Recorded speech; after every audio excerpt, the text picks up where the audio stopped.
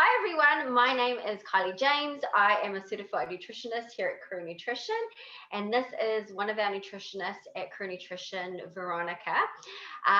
So I'm really excited to have Veronica on today. She's been with us for Koru for about 2 years now, and is a certified nutritionist in Kitchener-Waterloo area.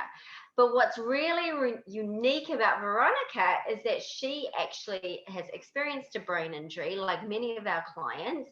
And I thought it'd be really good to bring her on to discuss like her experience with it. Not only is she a client that has been through the brain injury, like therapy, rehab, recovery, like discussing her journey, but she's also a clinician helping people on that same journey. So welcome, Veronica. Thanks so much for being here today. Yeah, thank you. I'm excited. Okay, great. So I'm just going to have to put my glasses on to read some of the questions. So why did you decide to become a nutritionist? So that goes back well before my brain injury. But in my teenage years, I was very ill. Lots of digestive issues, lots of mental health issues. I was doing everything I was told by conventional medical doctors, and all of the medications that were adding up were just causing more and more symptoms. And I was studying in college to become an architect. But I was so ill all the time. I wasn't making it to classes. I couldn't keep up with the coursework, and I ended up dropping out of college. So I started school to become a nutritionist with the sole aim to reclaim my own health so I could get back to college and finish my studies in architecture. And then when I did that and I began studying nutrition and I was able to help myself and reclaim that health, then by then I loved the industry so much and I didn't want to go back to architecture. So I've been in nutrition ever since, and that was, I don't know, almost 15 years ago now. Yeah, awesome. Yeah, that's a big jump, Mhm. architecture to Yeah. nutrition. There's a lot of similarities though. There's lots of puzzles to put together, but there's still like some art to it. So there are some similarities, as different as they seem. Okay, cool. So Yeah. I guess like let's get straight into it. So you sustained a brain injury how long ago? That's a great question. About 6 years ago now. Okay. Yeah. So what was so obviously part of that journey was exploring different diets, and the nutrition piece to help with that brain recovery, brain healing. So can you walk us through that journey of what you tried, what was good about the diet, bad about the diet, and just where you are now with it. But I mean, I guess what were some of your brain injury symptoms that you were experiencing? Sure, yeah, I can start with that. So my brain injury came from a blunt force impact. So I had impact on my right temple. We think I also had impact on the left, but I don't remember it, so I can't speak on that for sure. Immediately following, I had issues with speech, where my speech was really slow, issues with word finding. I couldn't read well. I wasn't tracking appropriately, and numbers looked all jumbled. I wasn't able to do numbers at all.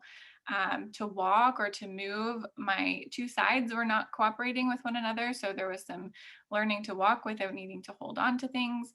And to give another example of the two sides not working, if I would go to reach for something, my right side would go really nicely how I intended it to, and the left one would kind of lag behind. So it was really That's awkward. quite significant. Yeah, it was significant. And it was really a challenge to navigate everyday life. I was a young mom with the toddler at home, trying to chase her around and dealing with all of these symptoms. So it was a big challenge. But I'd already been a nutritionist for almost 10 years. And as much as I had, other therapies and things that were helpful, I also leaned on that knowledge that I had to try and deal with a lot of the symptoms that I was having and to heal from that injury. So immediately after my injury, I started having a lot more allergies. And I did tend to allergies before in my life, but I had exponentially more all of a sudden, which is common after a brain injury because, as you know, the gut is impacted as well when we have that systemic inflammation going on. So, the very first thing that I did was to try to identify what those new allergies were and to eliminate those from my diet. So, I did an elimination style diet right away. After several months, was only having, limited success with that. Went to more of a keto style diet, so very high fat, extremely low carb, because I was noticing a lot of my brain injury symptoms would flare if my blood sugar was imbalanced in any way. So if, I went too long without eating, or I had something that was really sugary or carby, then I would have this flare of symptoms. So went to a more keto style diet, did that for a significant period of time, over a year. And then I moved to a diet called the autoimmune protocol. So I was So having lots of, how yeah, did you find doing the keto? Like, what improvements did you find doing keto? yeah. So I found cognitively, I had a lot more clarity. So my ability to concentrate went up, my attention span, my memory. I had lost 2 years of my memory. So 1 year before my accident, and then for the year after, I have no memory of that. It was a total blank spot. Oh, I Um, didn't realize and that. so as I was doing more high fat, getting my blood sugar more balanced, I was noticing some of those memories were coming back, little bits and pieces that I could access. And that's continued now over, the last 5 years, where I've recovered little bits and pieces here and there. So that was the biggest thing, was cognitively, I seemed to improve a lot. And then my mood. I had a lot more mood stability. I wasn't having as much anxiety, not as much issues with depression or low mood. So that was a lot more stable while I was doing keto. And what did you find the pros and cons? Because keto is a hard diet to do, right? Yeah. Sometimes we get clients that ask, "Hey, can you put me on keto?" It's like you really have to have the support Mhm. to be able to do it Yeah. properly. 'Cause it's so structured. So, what were the pros in terms? What did you like about the keto diet, and what didn't you like about it? I liked how I felt while I was doing it, because it was a huge improvement over how I had been feeling. So that was the biggest thing for me. It was worth it. Yeah. The pros way outweighed the cons for me. It is difficult. And I don't necessarily think keto is a lifelong diet for most cases. It is really targeted, specific timeline, therapeutic type of protocol. And it did require support. So I had support with meal preparation, where I would have someone come into the home and help me with some of those tasks while I wasn't able to do them. I had family support, lots of people around me who are in the wellness industry. So I had those people to sort of lean on as well. And then I am kind of an all or nothing person naturally, to be honest. So for me, my personality, it made sense for me to just dive in and do it. But it is a challenge to keep up with. And it isn't something I think I could do lifelong or would do lifelong. So I did at some point transition to another different diet. Yeah, so tell us about that because you had some other Mhm. developments, right, on your Yeah. recovery journey. So, Yeah, so my immunity was really affected after my injury. I was catching every little bug that came my way. So any cold that got brought in from, my daughter going to preschool, or we from work, if a client was a little bit ill, then I was going to catch it. There was no way I was fighting anything off. So with the immune system issues that I was having, I went onto a diet called the autoimmune protocol. And it's another type of an elimination diet. It's based on paleo, but it's almost like a paleo plus diet. And so that really helped me to identify not just the allergies that I developed, but food sensitivities as well that I hadn't identified over that last year or two, and remove those from my diet. And that had another huge, profound impact on my immunity, getting my immune system to calm down. So I was more robust, able to fight off illnesses, which overall allowed me to function more efficiently, more effectively. So that AIP diet, that's the base of my diet now. I've changed it a little bit over the years, still very high fat, quite low carb, very, very little sugar, if any, and then focused on those foods that I know now that I'm sensitive to, ensuring that those are eliminated 100%. great. So, you obviously see a lot of brain injury clients. We get a lot of referral for brain injury clients. What do you find the biggest concern or hurdle that these clients have with changing the diet? Because so much of it is um, getting that buy-in or help them to understand. So getting people to switch into changing their diet, what would you say? What would you recommend? Or what do you think is um, one of the biggest concerns, and how would you overcome that? Yeah. So I see mindset is often a big hurdle. So all of us, myself included, we have somewhat negative beliefs that can limit us in behavior change. And so I really like to go through those decisions and that decision making process of a behavior change, like changing your diet, in a very tangible way with my clients. So I'll often give an exercise that we'll go through together where we examine the pros and cons of keeping their current habits and then the pros and cons of making a behavior change, some change with their diet or lifestyle.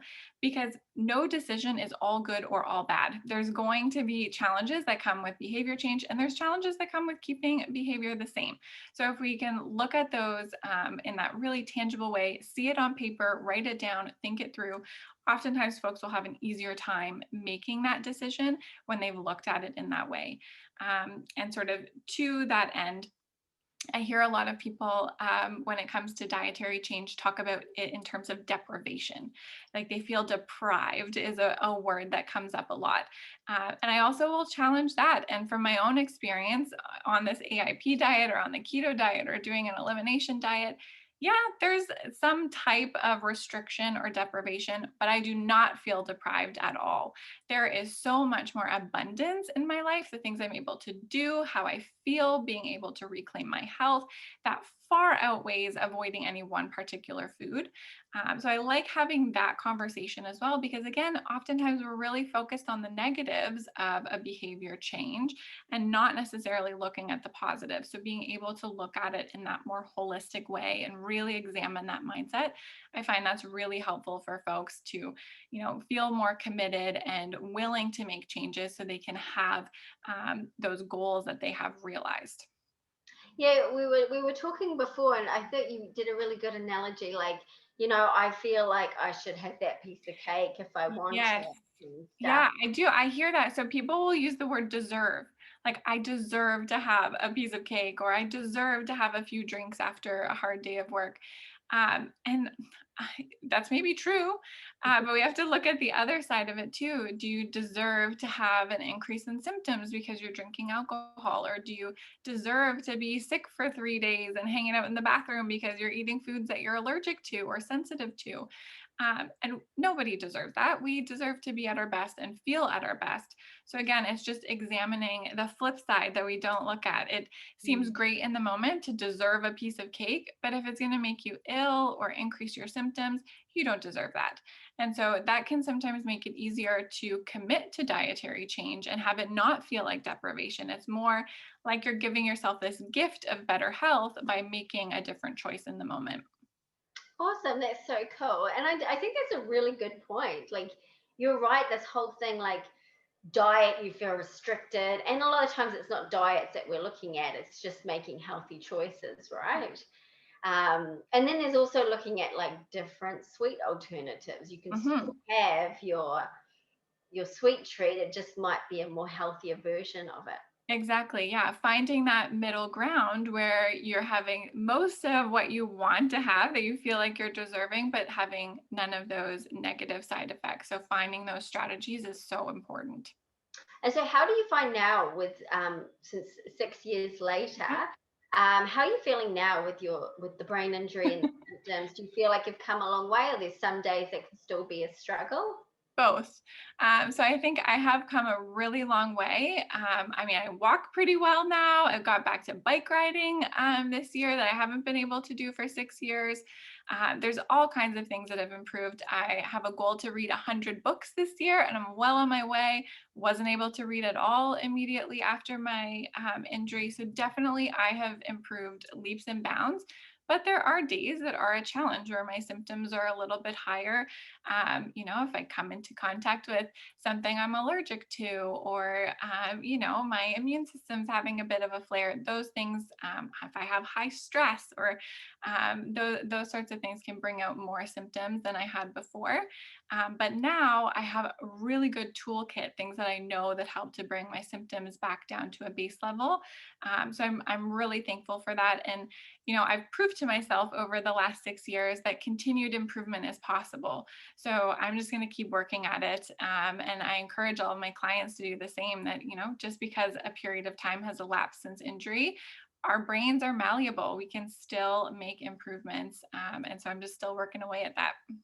Awesome. Well, Veronica, thank you so much for sharing your experience and being open to us and to Of course. the Koru followers. And yeah, if anyone has any questions for Veronica, they can reach out to us at korunutrition.com. But yeah, everyone stay safe. Thanks again, Veronica, and we'll see you guys soon. Okay. Bye. Bye.